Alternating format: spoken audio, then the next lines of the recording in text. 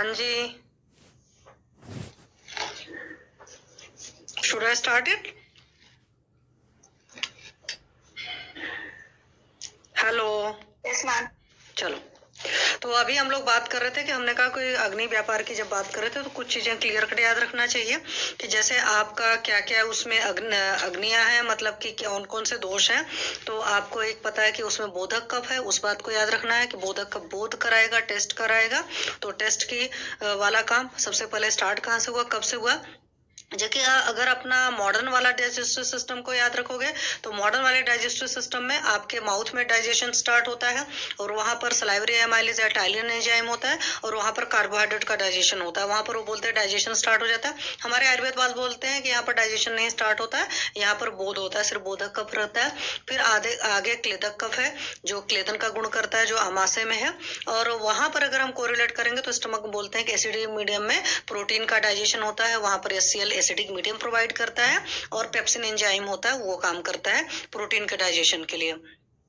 फिर यहाँ पर आगे फूड आता है तो आगे फूड आने पर पाचक पित्त काम करता है और समान वायु काम करती है। हम वहां पर सोचें तो मॉडर्न के हिसाब से कोरिलेट करें तो मॉडर्न में क्या है कि आपका जब डाइजेशन स्मॉल इंटेस्टाइन में आता है तो स्मॉल इंटेस्टाइन में हर चीज का डाइजेशन होता है। बोलते हैं complete side of food digestion. 8th 9th 10th में आपने पढ़कर रखा है डाइजेस्टिव सिस्टम में कि वहां पर कार्बोहाइड्रेट का भी डाइजेशन होगा और वहां पर इंटेस्टाइनल एमाइलेज वगैरह भी है, इंटेस्टाइनल जूसेस वगैरह हैं जैसे सकस एंटेरिकस वगैरह सारी चीजें हैं।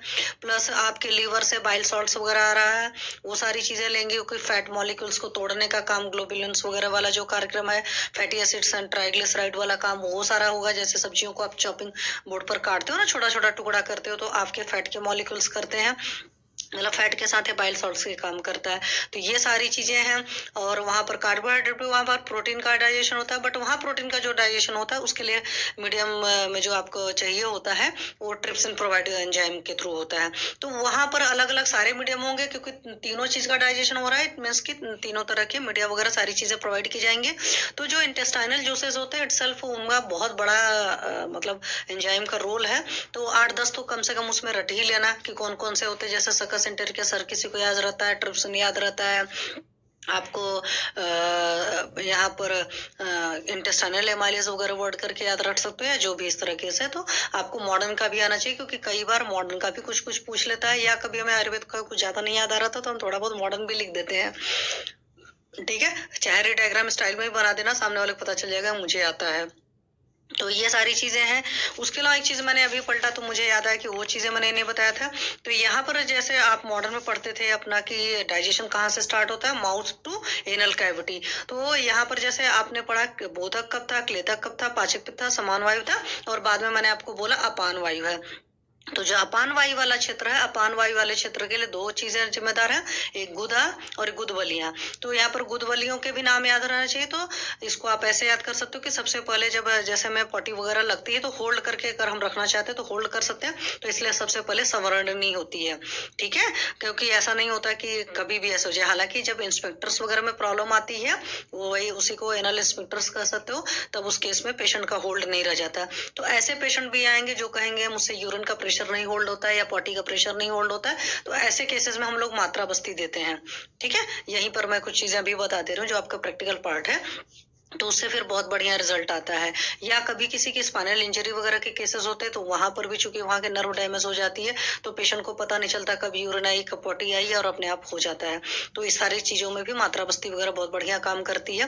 क्योंकि आयुर्वेद के हिसाब से सोचोगे तो जो पक्वाशय है वो वाला एरिया जो है, या जो गुद का पार्ट है, गुदौष्ट पार्ट है, इन सारी जगह वात का स्थान है। तो वात का स्थान होने की वजह से, और वात की बेस्ट चिकित्सा बोलते हैं बस्ती, तो इसलिए हम जो बस्ती देते हैं, और बस्ती में प्रॉपर बस्तियां होती है, नीरो बस्ती और अनुवासन बस्ती।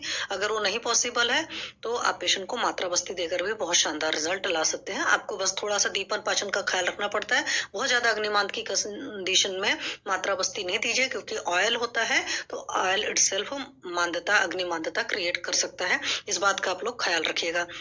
तो वो पहले संवर्णी हो गई, फिर विसर्जन करने का काम विसर्जनी करती है। तो एक संवर्णी गुरुत्वली हो गई, एक विसर्जनी हो गई, और बाहर निकाल रहे हो, एक विसर्जन कर रही है और एक निकाल रहे हो, तो उसको प्रवाहिणी कहते हैं। तो ये तीन नाम याद रखना कि पहले संवर्णी होगी, क्योंकि संवर्णी आप ऐसे याद रखना कि हमें कभी पटी लगती है बट हम होल्ड कर लेते हैं, है ना, जिसकी वजह से अभी मैंने बताया कि जब बेगों का धारण करते हो तो सारी बीमारियों की जड़ होता है।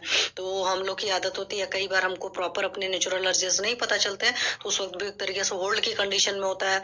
वहां पर आप ऐसे पता चला सकते हो कि जब आया था तब आप नहीं गए, बाद में जब जाते हो तो आपका जो मल होता है वो कठिन हो जाता है, क्योंकि वहां से वाटर एब्जॉर्ब कर लिया जाता है।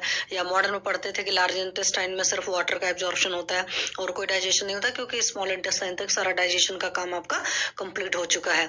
तो यहाँ पर गुदवलियों के भी नाम आपको बहुत अच्छे से याद रहने चाहिए कि संवर्णी है, विसर्जनी है और लास्ट वाली प्रवाहिनी है। और 1.5 अंगुल की तीनों है, इसलिए 1.5 4.5, तो 4.5 अंगुल का ये आपका जो भी है, मतलब क्या बोलते हैं, आपकी गुदवलियों का प्रमाण है। तो इस बात को भी याद रखना। तो ये आपके सुश्रुत से भी आएगा।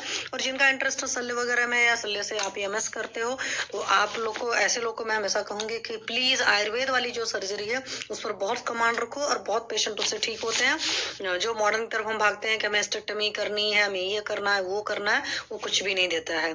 आप अपनी आयुर्वेद की करोगे, और सबसे बड़ी बात है, अगर अपनी चीजों में पैथी में चिकित्सा करते हो और विश्वास के साथ करते हो, तो आप लोग बहुत गोल्डन फेज में जी रहे हो, बहुत अच्छा अर्न करोगे। ये सोचो कि नहीं हम मॉडर्न में करेंगे और हम अर्न कर लेंगे, और कुछ टाइम के लिए शुरुआत में तो होगा, बाद में नहीं होगा। और इसमें वक्त के साथ आप सिर्फ ग्रो करोगे। और एक चीज और होगा, आपको कॉन्फिडेंस होगा। अपनी चीज अलग होती है। जैसे मेरी मदर एक कहावत कहती थी, अपनी थाती अलग होती है। तो हमारा जो आयुर्वेद है, हमारी विरासत जो है, अपनी अलग ही चीजें होती हैं। तो अपनी चीजों की बात ही अलग होती है। तो मैं काची के साथ जिन लोग को है, और यहाँ पर सिर्फ नॉर्मली आप लोगों ने 5-7 लोगों ने ज्वाइन किया है, प्लीज क्लास में बोलिए सभी को ज्वाइन करें। मैंने इसी वजह से फ्री ऑफ कॉस्ट रखा हुआ है। आप लोग को अगर ये टाइम स्लॉट नहीं कंफर्टेबल है, तो आप लोग एक अपना टाइम स्लॉट भी बता सकते हैं। अगर मैं देखूंगी मेरे को वो टाइम स्लॉट सूट करता है, हालांकि आज मैं शाम को रखने वाली थी 5:30 से 7, बट मेरा कोई प्रोग्राम फंस गया था, जिसकी वजह से मैंने जल्दी रखा है। आगे से चूंकि आफ्टरनून में बहुत सारे लोग दिवाशन करने की आदत होगी, और आयुर्वेद में अब आप लोग आ गए, तो प्लीज दिवाशन को छोड़ने की आदत डालो। बट संडे की हमारे और भी सारी चीजें होती हैं, बच्चों के भी अपने होते हैं कि संडे को हम अपने बहुत सारे पेंडिंग वर्क निपटाते हैं। तो आगे से जो सेशन है वो मैं कोशिश करूंगी 5:30 ही लूं, और 4 to 5 मेरा क्लास होता है, फेसबुक पर लाइव सेशन है। आप लोग प्लीज उससे ज्वाइन हो रही हो, अपने कॉलेज में भी सभी को बोलो, क्योंकि मैं उसमें आयुर्वेद, योग, नेचुरोपैथी, पंचकर्म और साथ में मेनली एस्ट्रोलॉजी पर डिस्कशन करती हूँ। तो जिन लोगों ने एस्ट्रोलॉजी एज ए सब्जेक्ट अलग से लिए रखा हुआ है, मतलब होता है ना, आप लोगों को कुछ अलग टॉपिक भी लेने होते हैं, तो वो लोग भी बहुत अच्छे से ज्वाइन कर सकते हैं। और वहां से कई बार आप अपने चार्ट वगैरह को बहुत अच्छे से समझ सकते हो। और चार्ट को क्या समझना, अपने आप को इंसान बहुत बढ़िया से समझ जाता है। मीन्स मैं किस चीज के लिए बनी हूँ, अगर मैं उस काम को करती हूँ तो मैं और अच्छे से परफॉर्म कर सकती हूँ। तो जब मैंने एस्ट्रोलॉजी पढ़ना शुरू किया, या आज की डेट में मैं अपने बारे में जितना भी जानती हूँ, वो मुझे बहुत अच्छा लगता है, वो सारी चीजें होती हैं। ठीक।